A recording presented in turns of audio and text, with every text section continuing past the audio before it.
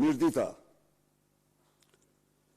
Edi Rama nëzori dje Miss Metamorfozën apo Plumbesha Spiro Gjokën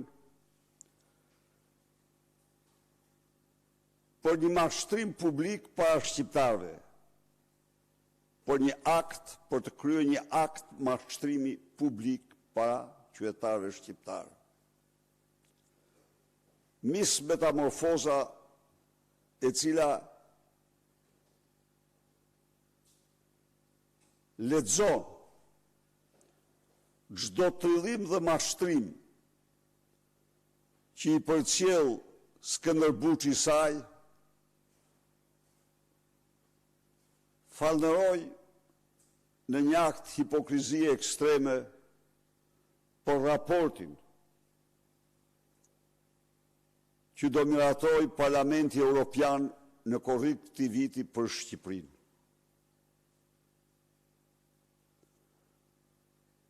Kur nuk ke cip,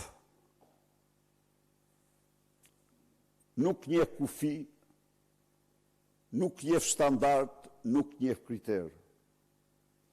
Në qoftë se ka në këtë raport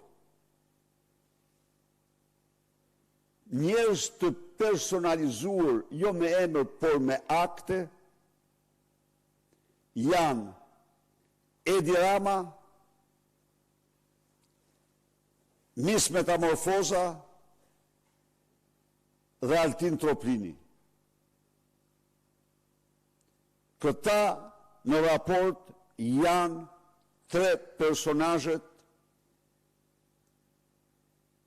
më kryesore të damkosura. Dhe më lejoni t'i marrë me radhë.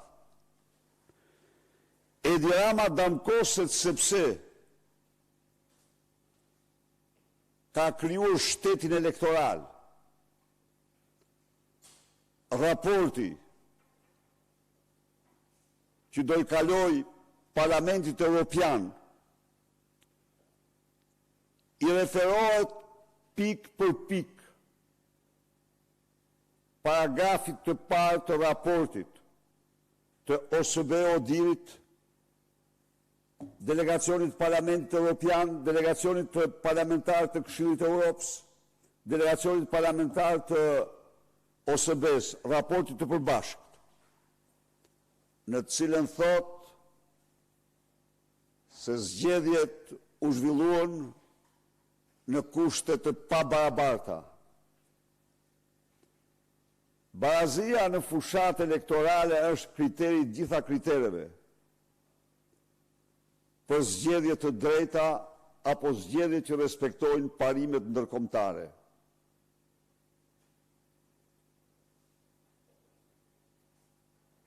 Por raporti damkos Edi Ramën jo vetëm se deklaron se fusha ishte e pabarabart, por sepse thot u përdorën gjërësisht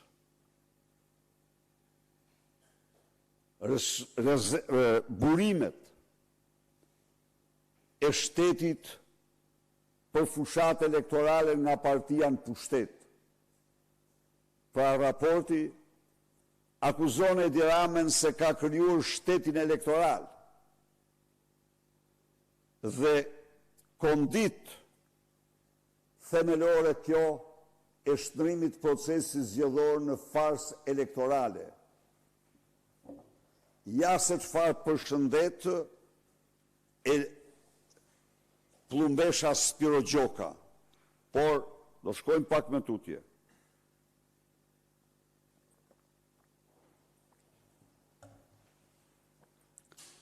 Të pas skrupullt dhe të rënë në qark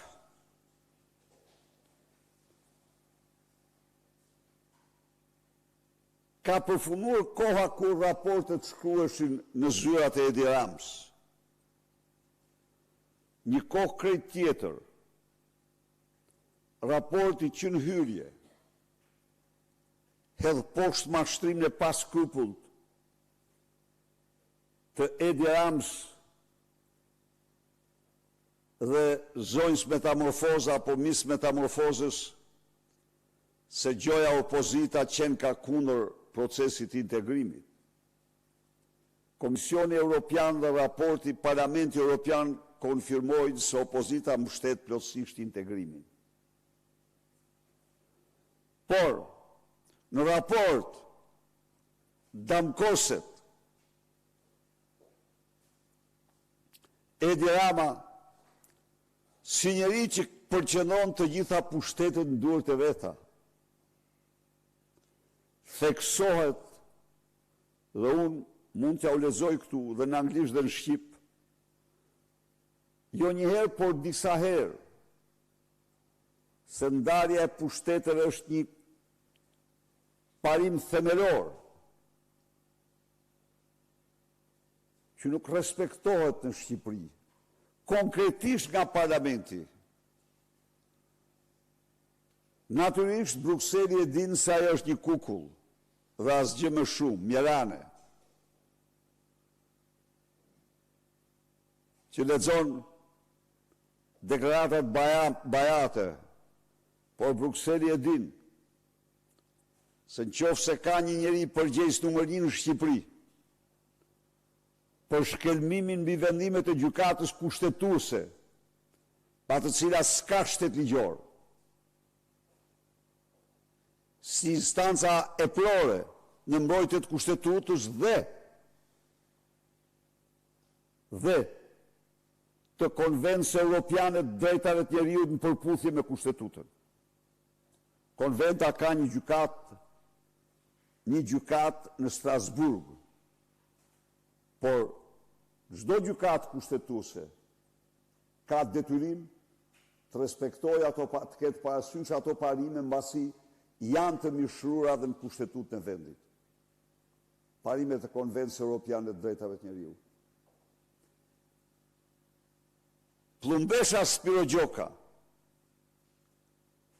është bërë famzez, jo vetëm si zonja 5 milionëshe, atë e paraqita këtu dokumentat, por famzez sepse për Olta Gjaçken i vën zjarrin kushtetutës për hir të Edi Ramës. Se kjo është vetmja kryetare e Parlamentit në Europë, që nuk dërgon vendimet e Parlamentit në gjykatë kushtetuese dhe që nuk zbaton vendimet e gjykatës kushtetuese. Të kesh kurajo dhe të dalësh para shqiptarëve pasi ke marrë një dëm të tillë ndërkombëtare, do të thotë ta shpallësh veten robot, por të mos përdor epitete tjera me radhë. Por po ndalem në teknologji.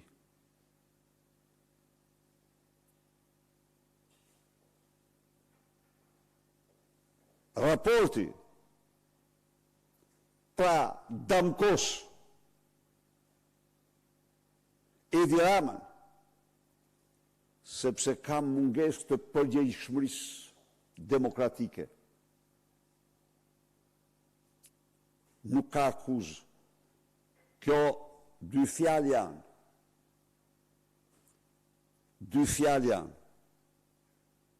Por këto dy fjalë janë të rënda sa guri.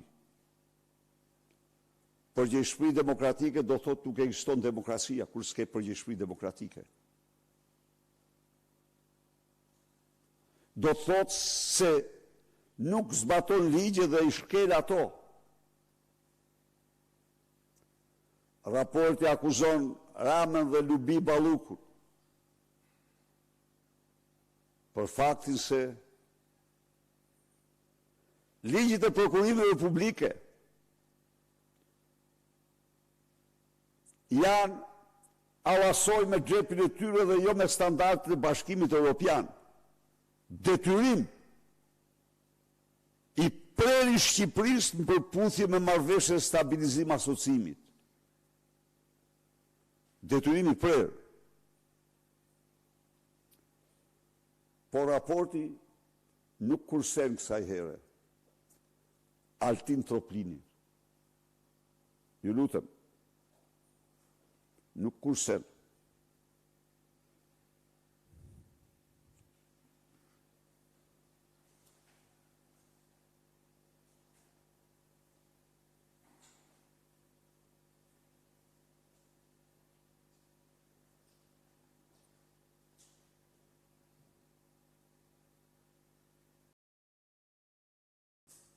Sepse raporti flet për ndërhyrjet vazhdueshme politike, çka do thotë që skapi është një leve partisë.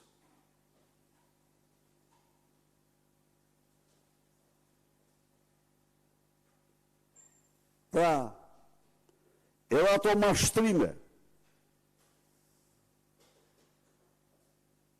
të bëra po u del kallaj, skapi paraqiten në raport si një organ që në të cilin dora e zeze politikës është e stërfuqishme, e Edi Ramës. Se si mundet të mashtrohen shqiptarët mos u thuhen të vërtetat? Ky është një akt i papërgjegjshëm. Raporti dënon mungesën e plotë të reformës elektorale, sepse Edi Rama nuk don reformë.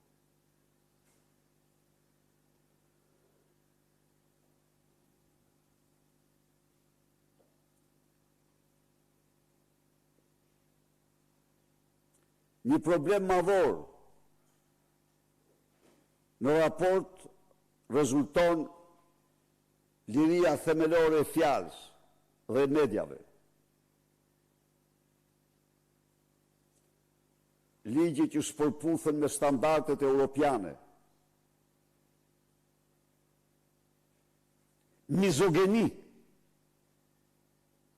E ka rastin sigurisht se ka shkruar, por ka rastin e sulmit personal të Edi Ramës në Ambrozia Metës, por në gazetarje tjetër. Ka termin mizogeni, dhe qytetarë shqiptarë din mirë, se kush ka krye akte të vazhdueshme mizogenie, kush nuk është përmbajtur publikisht pa shpërthyer në akte mizogenie, dhe ajo është Edi Rama.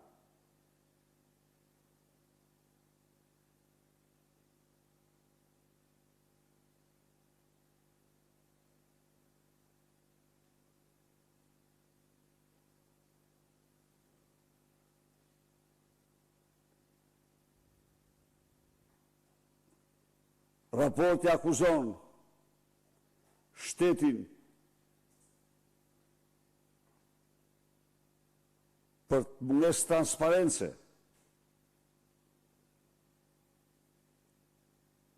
parlamentin si institucion që shpyet për grupit e interesit, për konsulenca.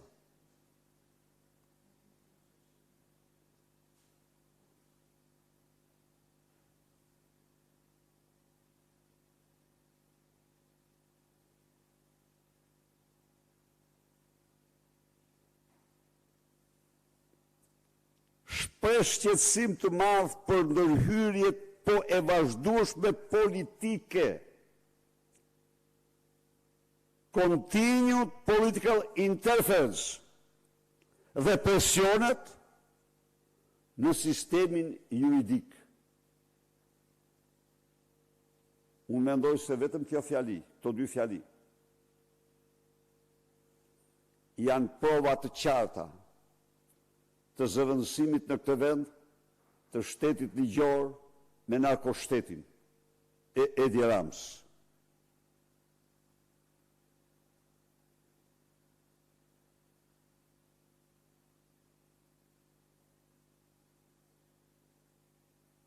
Ka defekte të mëdha në emrime të antarëve jo magjistrat nga famozja KLG dhe KLP, si dhe integriteti i tyre. Pra, Brukseli konstaton se ka probleme me integritetin e temruarve. Është shkruar këtu raporti që përshëndet nis metamorfoza për të mashtruar shqiptarët, prapë kishte dalë. E morët vesh vetë.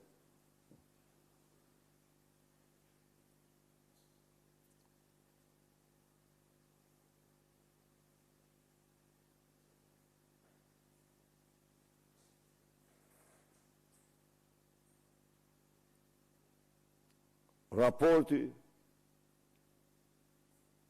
kërkon të hiqet dorë përfundimisht nga Shushica dhe Skavica. Stop!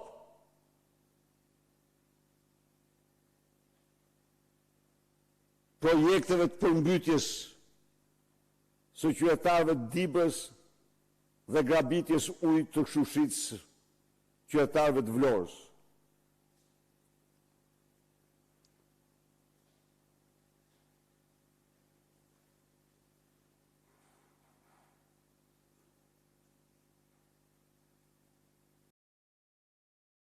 Raporti është pra një damkosje e vërtet e këtij regjimi dhe nuk mund ta ndryshojnë me gjithë përpjekjet e jashtëzakonshme që ka bërë Edi Rama, me gjithë lobimet dhe qindra orë telefonata, me gjithë shumë akte tjera vulgare, banale, primitive, denueshme, raporti nuk u ndryshoi dot. Dhe ky raport i Komisionit Evropian do të diskutohet në korrik pasi u miratuar në AFET. Ndaj dhe në vend se të mbledh Parlamenti dhe zbatoj kërkesat e prera të Parlamentit Evropian dhe Komisionit për Olta Gjashkën dhe vullnetësinën,